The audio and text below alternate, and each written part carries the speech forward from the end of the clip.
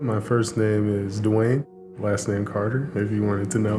I'm from Colorado, born and raised in Aurora. So in 2018, there was two people in my family that was killed, my brother and my brother-in-law. Also, my nephew, he was 7 at the time he got shot. And that kind of happened in like a time in my life where I was 18, like I was just starting college. Like there's a lot going on. My sister, she was married to a guy, and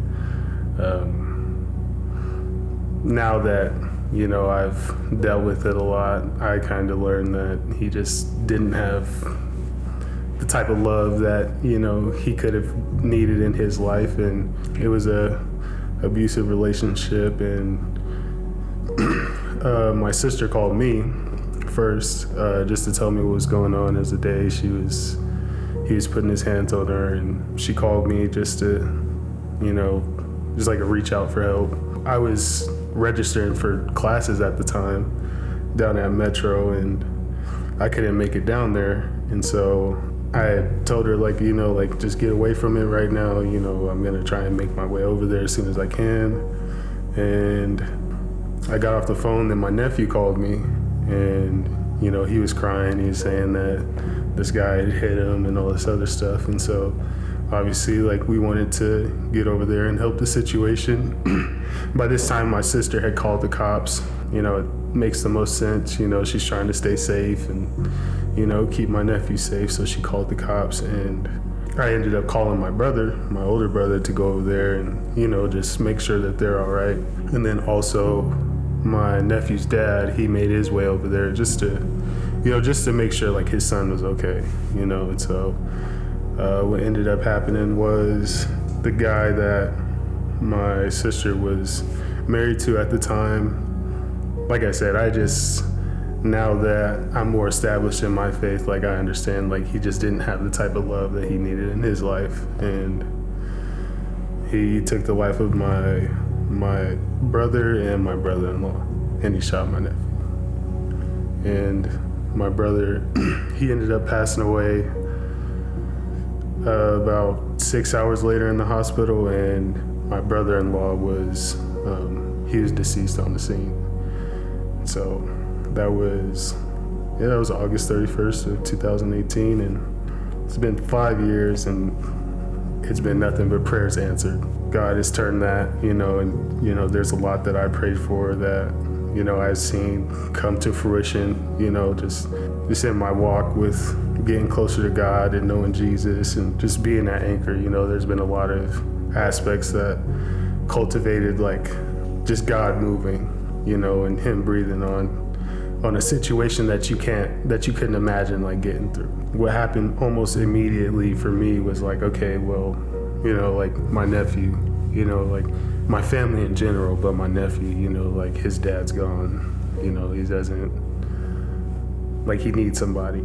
As difficult as it was for me to sit here and say oh, I need somebody too, it's just having to make that decision, not make that decision, but figure out how to do it. Just taking that responsibility of telling them it's gonna be okay, I'm here, I got you. And me and my nephew, we've always been close. He's a character for sure.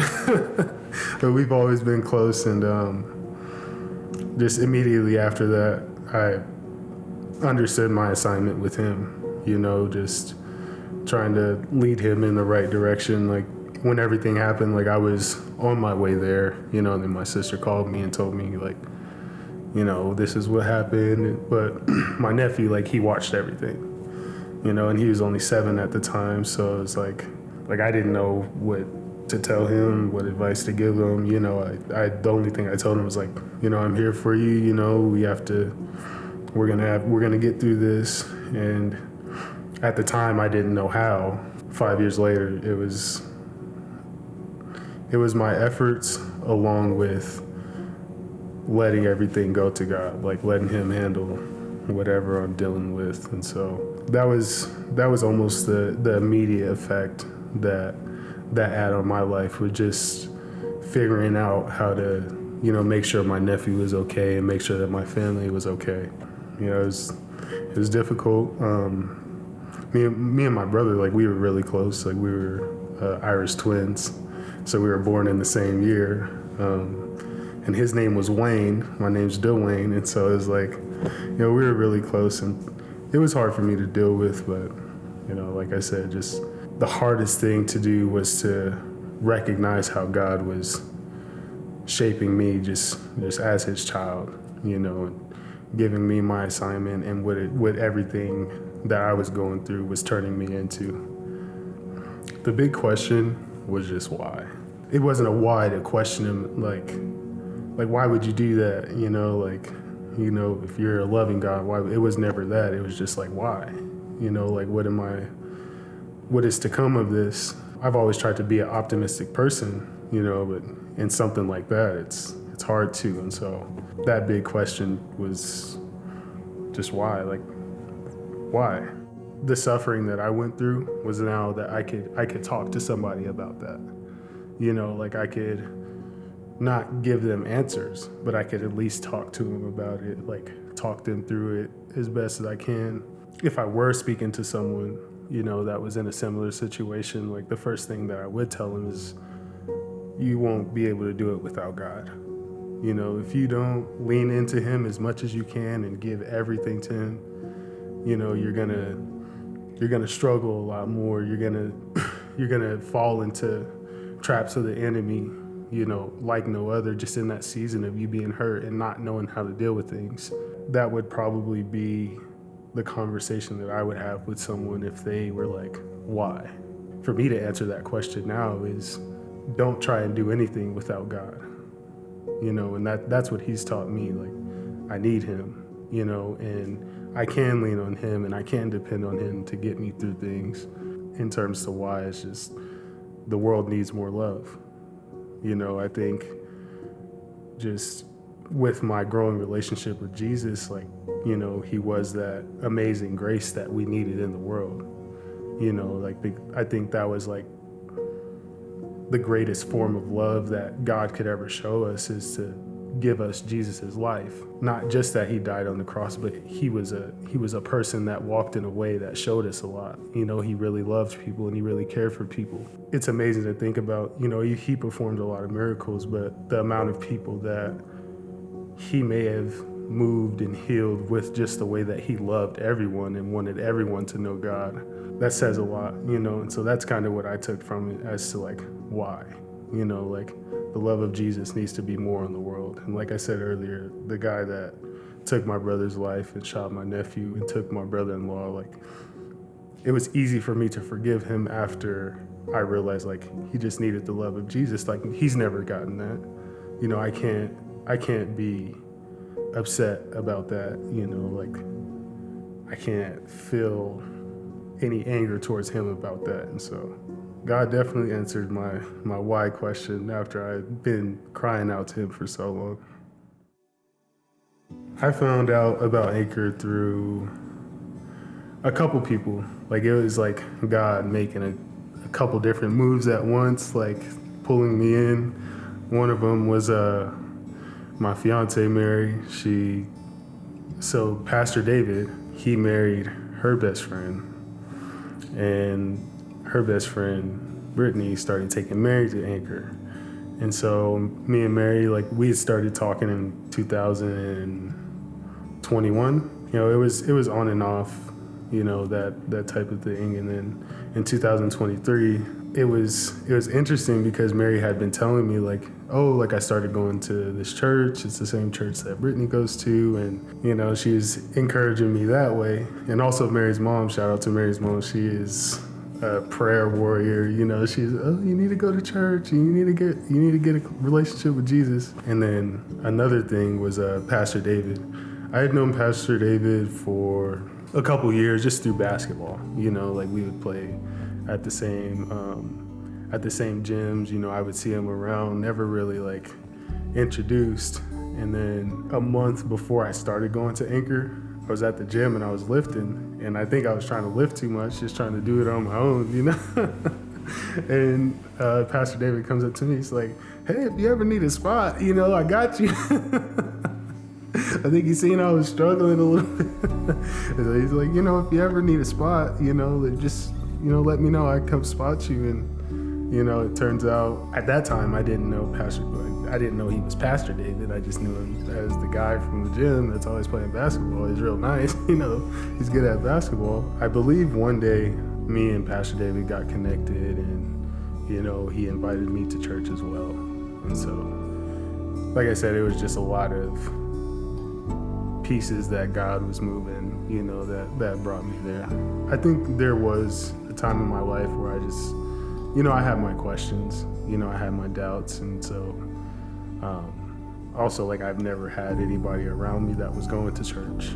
I've never had anybody that was like, hey, like, come on, like, come with us, come with me to church. It's never been a topic up until, I started, until I got into a relationship with Mary. And so I never saw myself like in a church, like it was never a thought that I had of like everything I was going through. And like, I didn't have a thought of like, oh, let me go to church. Like, I wouldn't even know where to go.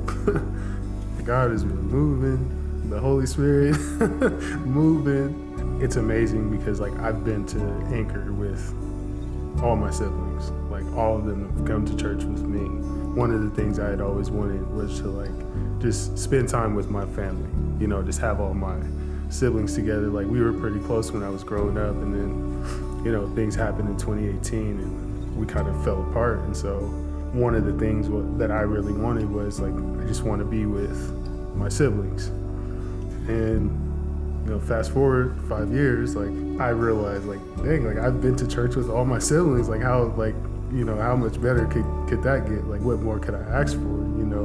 I never really had a good relationship with my dad, like, when I was younger. He was there at one point and he wasn't. And, he dealt with his own struggles and all that stuff. Fast forward again to 2023, when I got baptized in September. I got a phone call from my dad, and he's like, hey, like, are you going to church today?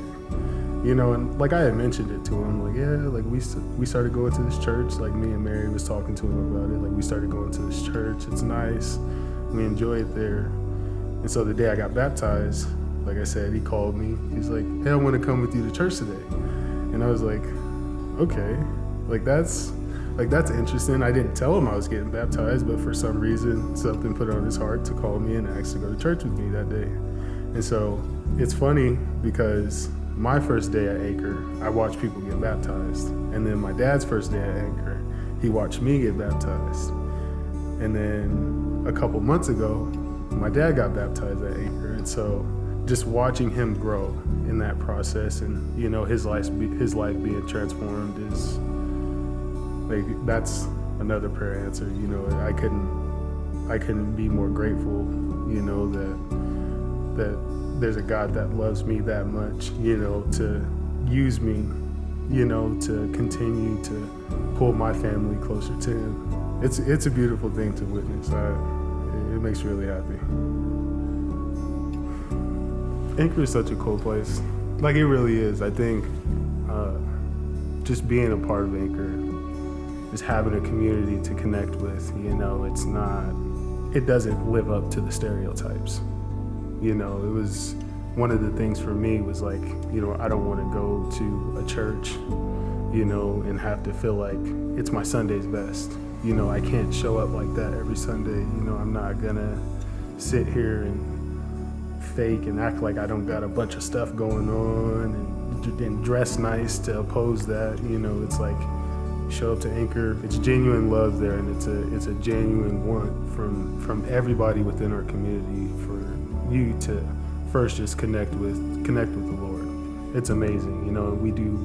It's nice that we have like a mixed crowd of like elder people and younger people that are in the same community, and they're involved in that same community.